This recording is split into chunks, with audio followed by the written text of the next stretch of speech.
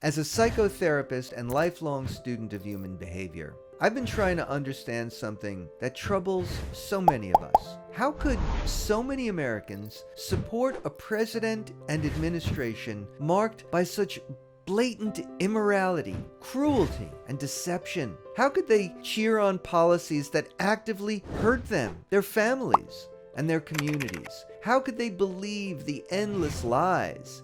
And how could they want someone in power who seems to be tearing down the very foundations of what's good about our country? I want to share some facts revealed by my research that will help answer these questions.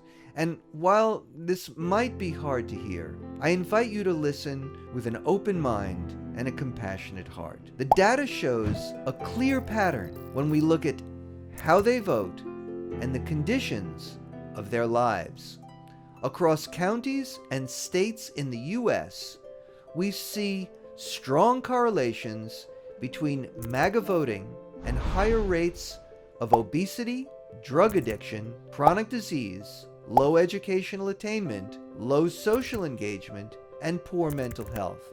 People who are uneducated, sick, addicted, obese, anxious, depressed, and lonely tend to vote for Trump. This is strongest in Mississippi, Alabama, and West Virginia. In the most graphic example, West Virginia, which is the state with the highest percentage of these problems, was also Trump's best state, where he won by a 42% margin.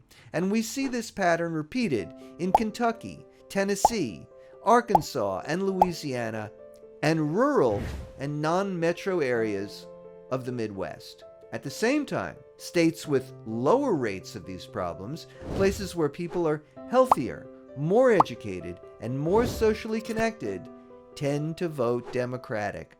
For example, the Northeast and West Coast. So let's look at some maps. Here's the voting map in the last election. Here's the obesity map. Here's the drug addiction map.